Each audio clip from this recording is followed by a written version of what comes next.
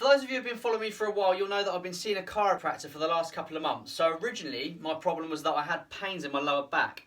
Went to see the chiropractor and it turned out that it was nothing to do with my lower back, and instead I had really, really tight hip flexors and my glutes weren't firing. So Bob, my chiropractor, gave me a number of exercises to do. A lot of it was stretching for the hip flexors, and then basically it was just glute activation work to get my bum firing and actually doing something. Where my glutes weren't activated, I was very, very quad dominant and my body wasn't working together. Anyway, that problem seems to be solved, but I've continued to go back to the chiropractor every few weeks just to keep myself ticking over. And every time I've got a problem, I'll bring it up with Bob the chiropractor and he'll sort it for me. So previously, when I wasn't going to a chiropractor regularly, I'd get little niggles and pains and aches in the gym, and I'd either continue to train through it, rest, and then go back into the gym. It'd be okay for a bit, but then the pain would come back. So one that has been recurring for a while is a pain in the back of my shoulder.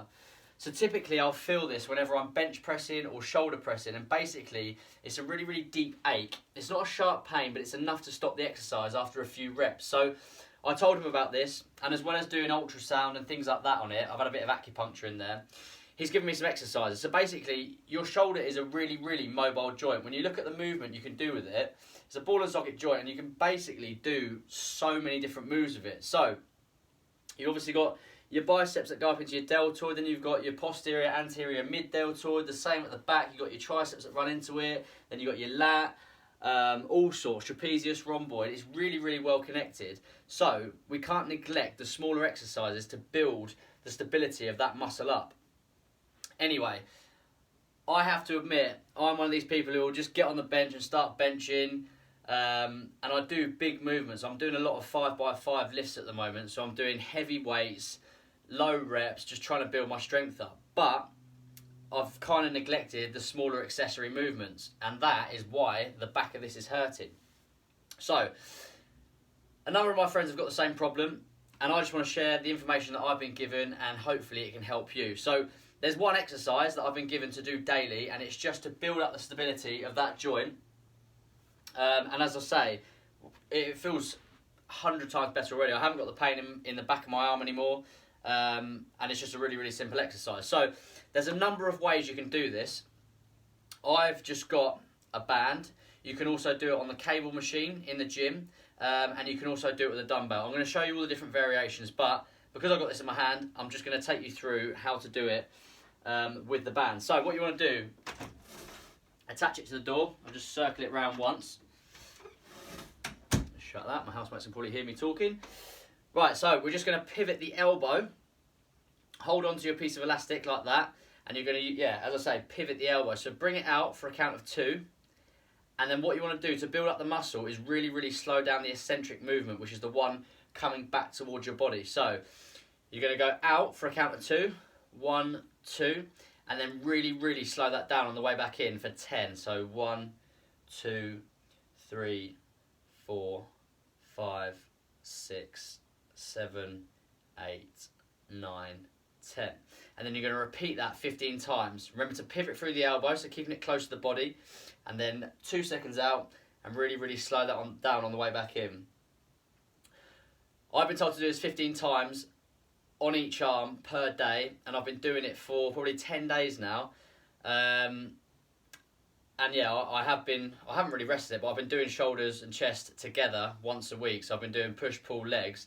So it means that I've only trained chest and shoulders twice in the past 10 days. So the combination of these exercises and not training it as regularly, I just feel like it's really, really improving. As I say, I don't have the pain anymore. So one more time, we're going to bring it out for 2, keeping that elbow nice and close to the body, and then really, really slow it down for a count of 10 on the way back in.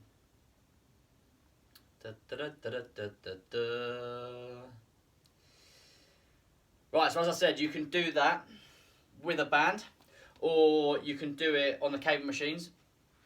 So all you're going to do is set the cable to, well, I say the door handle's a little bit low, but set the cable to about just under shoulder height, and you're just going to grab the cable in exactly the same movement, bring it out, 2, and then back in for 10.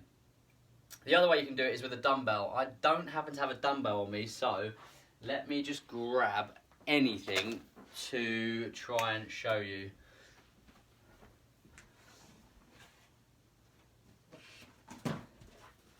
That's actually quite heavy. I've got some Lucy B Epsom bath salts. Right, so I am guilty of doing this when you go into the gym. You know, when you go in, you want to warm up for chest day. I tend to warm up my shoulders and chest, so I'll grab 2 dumbbells and just do this, swing them around a little bit, think I'm doing something, then I'll shape it up, do that for a little bit, and then maybe a bit of that. Anyway, I'm getting carried away here.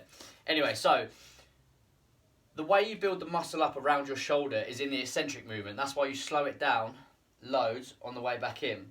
When you grab a dumbbell like this and swing it out like that, you don't really get the eccentric movement because the gravity's pulling the weight down that way.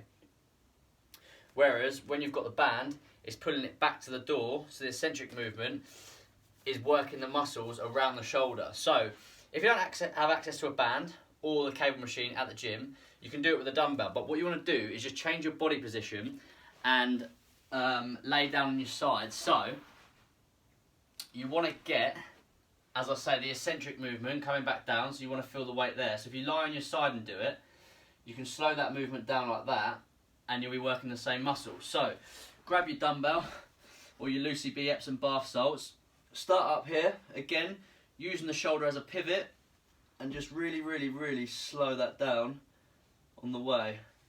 I can actually feel that more than the band. That's really weird. And that's a kilogram I'm using. And I normally swing 4s and 6s around for fun. I'm probably doing absolutely nothing good for my body. So again, up for 2, and you can really, really feel that in the back of your arm. And then down for 10. I'm not going to do 10 because I'm chatting to you guys. Yeah, so I say 15 reps. You may feel a slight glow in the front of your shoulder, as well as like a deep achy pain in the back of it. That just goes to show your muscles working. So I'm told. I was like that by about 10, 12. I'm just absolutely killing. But since I've been doing it every day, it has started to build the muscle up around my shoulder, and it is feeling really good. So if you're having those sorts of problems, try that one out. Another thing, so this is going to be quite hard to show without a bench. When you do a bench press, I used to do my arms at a 90-degree angle. So if you think of the bar across your chest like this, you're pushing it and your elbows are out at a 90-degree angle. If you change a position to a 45-degree angle, it just takes the pressure off your shoulder while still loading the chest. So do it while you're watching this video, have a go at it, and you'll see the difference straight away. As you're on your back, bench pressing like that, you've got a serious amount of stress across this part of your shoulder. It's obviously working your chest still, but it's putting a lot of pressure and strain on this part of your shoulder. If you just bring your elbows in a bit to 45 degrees, you can still focus the weight on your chest, but it takes it off the shoulder. So you're actually going to work your chest harder and take that stress off the shoulder. So yeah, give that one a go next time you're in the gym. Try the banded workouts or the cable workouts or the dumbbell on your side, and then give it a go at changing the position of your bench press. You can do that with a bar. Just bring your arms in a bit, and dumbbells are probably even easier. So just bring your arms from a 90-degree angle to a 45-degree angle and press it out like that. Anyway, that was a really good tip that I was passed on, so I'm passing it on to you as one of my Temps tips. Give that a go if you're feeling any pain around your shoulder. Even if you're not, it's a good way to build up the muscle around your shoulder in order to stop you from getting injured. So I suggest that you build accessory work into your routines. Accessory work is anything that isn't a big lift. So, for instance, that. Shoulder press is obviously working the biggest area of your shoulder, but don't neglect the front raise, the side raise. I don't know what that's called, the eccentric something or other. So yeah, don't neglect the smaller muscles because they stabilise the joint, especially around the shoulder, which is a really, really mobile joint. Anyway, that was going to be a couple of minute video and it's turned into nearly 10, so I'm going to leave it there. Temps tips, over and out. Build your shoulders, and I hope that helps for you.